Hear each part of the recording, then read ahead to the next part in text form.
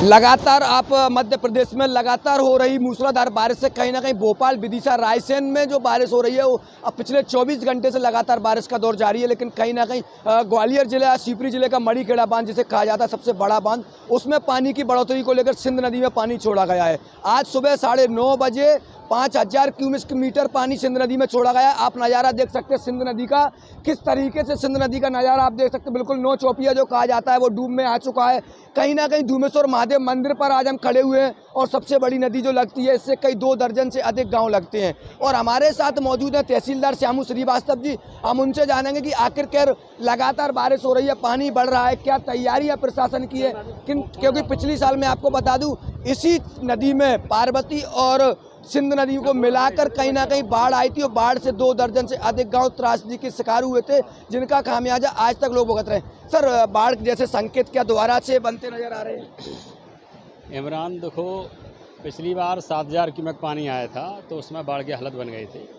इस बार सिंध में पानी की आवक ज़्यादा है, लगभग 1.25 लाख क्यूसेक पानी आया अभी और 4000 क्यूमेक कल आया था। एक क्यूमेक बराबर होता है 25 क्यूसेक। पानी की मात्रा निश्चित रूप से ज़्यादा आ गई है। सिंध में हम मान सकते हैं कि खतरे के निशान के ऊपर जल स्तर आ चुका है, लेकिन भितरवार में जब तक स्थिति सामान्य रहेगी या बहुत ज़्यादा प्रभावित नहीं करेगी, जब तक पार्वती नदी में बाढ़ या ओवरफ्लो नहीं होता है। तो अभी हम लोग ऐसा मान के चल रहे हैं सिंध का जो पानी है इससे सटे 3-4 गाँव प्रभावित हो सकते हैं, 4 गाँव प्रभावित हो सकते हैं, लेकिन बहुत बड़ा कोई जनसामान्य प्रभावित नहीं होगा। सर, लगातार बारिश हो रही है। अगर आप देखा जाए ये पानी अपने यहाँ की बारिश का नहीं है, अपने यहाँ कोई बारिश नहीं है। भोपाल, विदिशा, रायसेन में लगातार बारिश का दौर जारी है, मूसलाधार बारिश। कहीं ना कहीं पानी और भी बढ़ सकता है। प्रशासन की क्या तैयारी? पिछले साल प्रशासन की तैयारी नहीं थी, उसका खामियाजा आपने और हमने सबने देखा। इस बार सर क्या तैयारी है, क्योंकि पहले से ही अलर्ट जारी है? देखो, पिछली बार लगभग 30-40 साल में पहली बार ऐसी बाढ़ आई थी तो कभी किसी ने कल्पना नहीं की सकती थी कि बाढ़ आ सकती थी। रातों रात का कैचमेंट आपका मोहना और शिवपुरी का पानी का था, वो भोपाल, विदिशा का भी पानी आ गया था। सिंध पार्वती में दोनों ओवरफ्लो हुआ। तो उस समय ऐसी तैयारी नहीं थी, लेकिन प्रशासन ने चाक चौबंद कर लगभग ना के बराबर मृत्यु दर को रोका, नुकसान जान माल की हानि भी बहुत हद तक रोकी। तो प्रशासन सफल रहा। अभी लास्ट ईयर का हमारे पास जो अनुभव है उससे हम चाक चौबंद हैं, किसी को भी बहुत ज़्यादा नुकसान नहीं होने दिया जाएगा। अभी हमारे पास में अपर ककेटो पर हम निगाह बनाए रखे हुए हैं। हर सीटें हमारा 5.5 फीट खाली है। मोहिनी सागर में जो पानी आ रहा है मणिखेड़ा से, उस पर भी निगाह है, और मोहिनी सागर से जो पानी आ रहा है वो सिंध में छोड़ा जा रहा है। अभी हम लोग सिंध पे मोहाने पे खड़े हुए हैं, इसके किनारे पे खड़े हुए हैं। तो हम लोग पूरी तरीके से निगाह बरते हुए हैं। जो सबसे पहले किसी भी चीज़ की आपदा की स्थिति में होता है कि स्थानीय स्तर पर समुदाय को अलर्ट करना। तो हम लोगों ने कोटवारों, सेक्रेटरी GRS के माध्यम से, पटवारों के माध्यम से स्थानीय लोगों को अलर्ट कर रखा है। तो इस प्रकार की कहीं किसी पर नुकसान नहीं आने देंगे।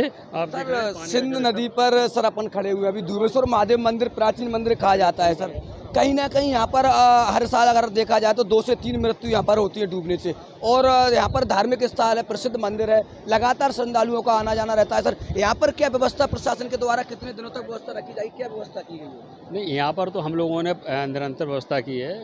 कुछ अति उत्साही प्रकार के व्यक्ति होते हैं जो सामने देख रहा है घाट पर, इस पर वो नहाने की कोशिश करते हैं। चूँकि फ्लो बहुत ज़्यादा है तो वो नहाने के दौरान फ्लो में बह जाते हैं। ऐसा साल में 2-4 बार हो जाता है। यहाँ पे होमगार्ड निरंतर तैनात रहती है और हमारे स्थानीय सेक्रेटरी GRS, मंदिर के महंत श्री धूमेश्वर महाराज, इनका स्टाफ, सब लोग जागरूकता फैलाते हैं, अवेयरनेस पैदा करते हैं। चैन की जंजीरें भी लगा दी यहाँ पर ताकि लोग ना जाएँ।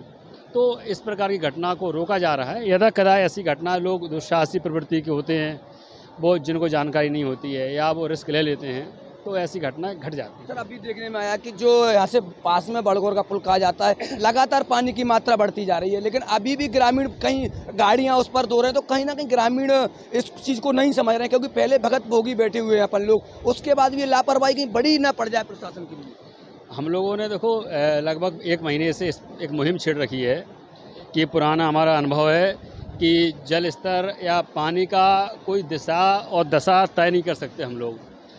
बड़बोर के पुल पे कुछ लोग, हमने भी जानकारी है, बात भी की है, लोगों को भेजा भी, उनको रुकवाया भी है कि इस प्रकार के जो लोग पुल पे अपने वाहन धो रहे हैं वो गलत है, नहीं धोना चाहिए।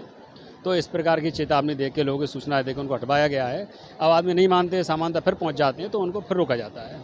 तो आपने सुना तहसीलदार श्यामू श्रीवास्तव जी को, जिनका कहना है कहीं लगातार मूसलाधार बारिश ऊपर जो क्षेत्रों में हो रही है, मध्य प्रदेश में हो रही है, उसको लेकर प्रशासन अलर्ट मोड पर है। हालांकि देखना होगा कई लापरवाही अभी भी प्रशासन की सामने आ रही है। बड़गौर धूमेश्वर अप्रोच पुल जो कहा जाता है वो डूब में, उसके बाद भी वहाँ से बाइक सवार और अपने बच्चों, छोटे छोटे मासूम बच्चों को लेकर पुल के पानी से मतलब पार करते नजर आ रहे हैं। हालांकि प्रशासन कितना अलर्ट मोड पर है आने वाले समय में देखा जाएगा, क्योंकि पिछले साल की त्रासदी अभी तक लोग भूले नहीं है और आज भी उन गाँव के वो हाल हैं कि लोग दाने दाने को मोहताज है। इस बार बाढ़ ना आए इसके लिए प्रशासन कितना कुछ अलर्ट है। आने वाले समय में जब बारिश नहीं थमेगी, जब ऐसी स्थिति बनेगी तो देखने में आएगा। लेकिन फिलहाल हम बात कर रहे हैं धूमेश्वर महादेव मंदिर की। यहाँ पर हर साल हादसा होता है, यानी कि 2 से 3 युवाओं की मौत हर साल होती है। उसके बाद प्रशासन ने यहाँ पर सुरक्षा की दृष्टि से पुलिस बल तैनात किया गया है। हालांकि देखना ये होगा कि कब तक ये पुलिस बल यहाँ पर तैनात रहता है। कैमरा पर्सन विवेक श्रीवास्तव के साथ डबरा से स्वदेश न्यूज के लिए इमरान खान।